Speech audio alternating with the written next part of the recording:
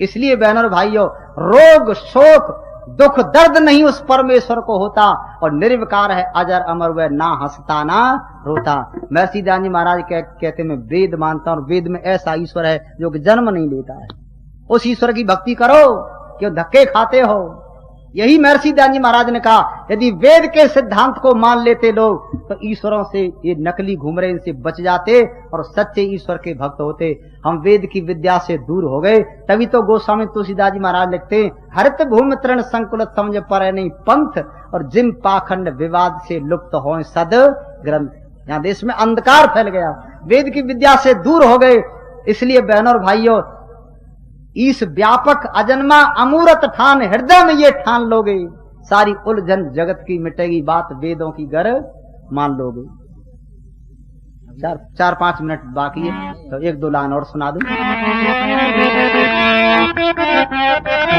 जात के नाम झगड़ा बढ़ा है, कोई छोटा है कोई बड़ा है।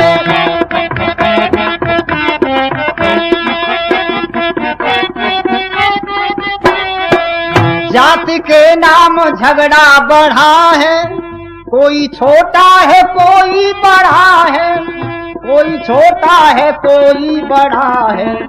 जाते है एक सब मानवों की, जाते है एक सब मानवों की, कर्म से वर्ण को जान लोगे, सारी उलझन जगत की मिटेगी, बात वेदों की गर मान लोगे। साथ क्या झूठ क्या है जहां में, न्याय अन्याय पहचान लोगे, सारी उलझन जगत की मिटेगी, बात वेदों की गर मान लोगे। आज देश में झगड़ा मचा है, हम छोटे ये बड़े, ये ऊंचे ये नीचे। और अचंबा है, इन हिंदुओं में तो एक जात थोड़ी है।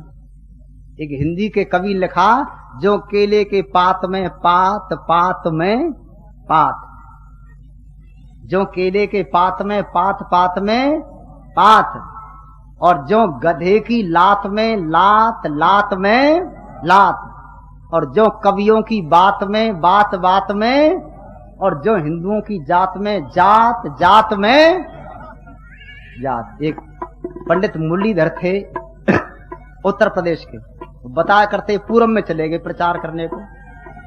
एक आदमी ने उनसे पूछा, आप कौन दूध, आप कौन दूध हो? उन्होंने कहा, दूध तो नहीं, मैं तो आदमी हूं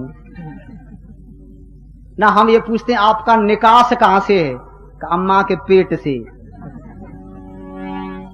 देखो लोगों को पूछने के बाद, हम ये नहीं पूछते आप कौन वर्ण हो, का सामले वर्ण हूं। हम ये नहीं पूछते, ये पूछते आपकी बिरादरी क्या है। उन्होंने कहा आप अपनी तरफ से शुरू करो, आप कौन हो? वो कहने लगे हमें सरजू पारी ब्राह्मण। ये कहने लगे हमें गंगा पारी ब्राह्मण। तू सरजू पारी था, हम गंगा पारी ब्राह्मण। ये हिंदुओं के अंदर रोग है, एक नहीं, इनमें एक जात में कितनी जात है। और मनुष्य जाति, दयानंद क्या कहते हैं, सब मनुष्यों की एक जाति है।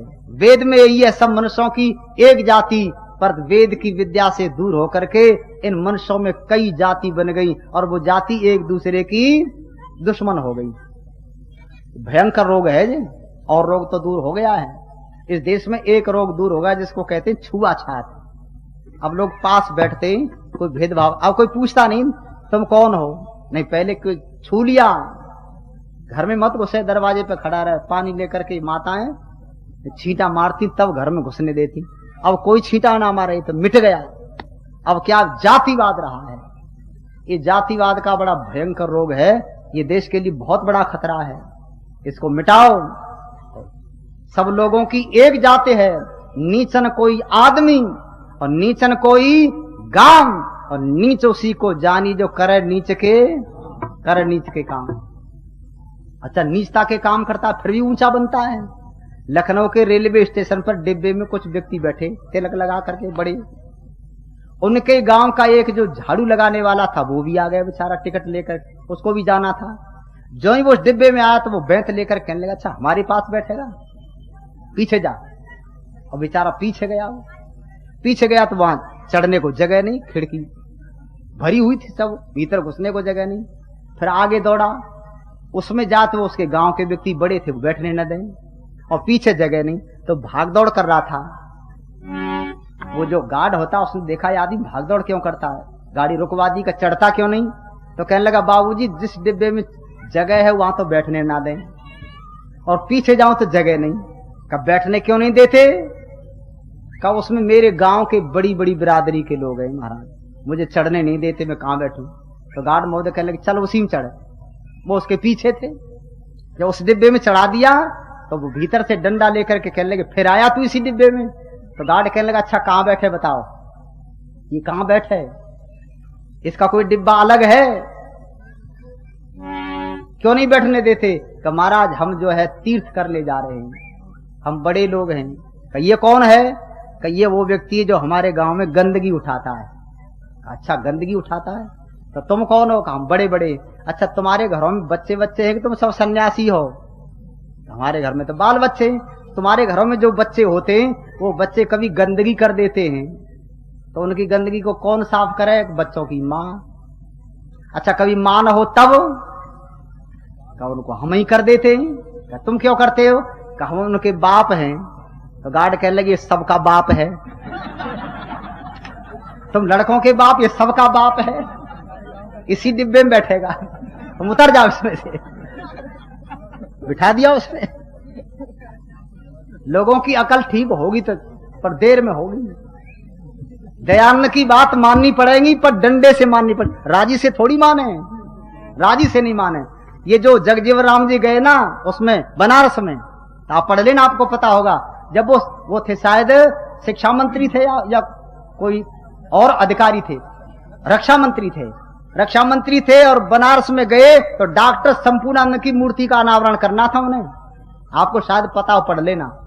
डॉक्टर संपूर्णानंद की मूर्ति थी, कपड़े से ढकी थी, उसका अनावरण करना था और माला डाली थी।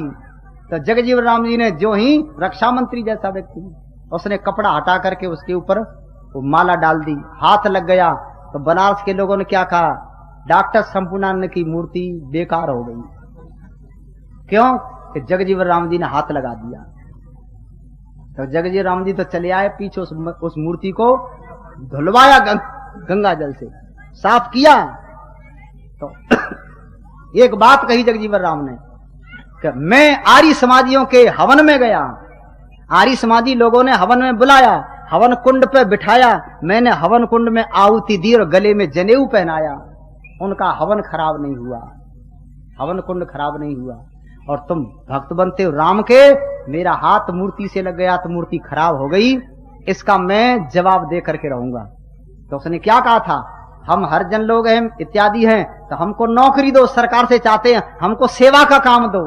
का बोलो क्या सेवा चाहते हो, कि हमारे लोगों को रेलवे स्टेशन पर पानी पिलाने की नौकरी दे दी जाए। का बिल्कुल ठीक। तो सारे देश के रेलवे स्टेशनों पर सब मेहतर लगा दिए, तो पानी पिलाओ।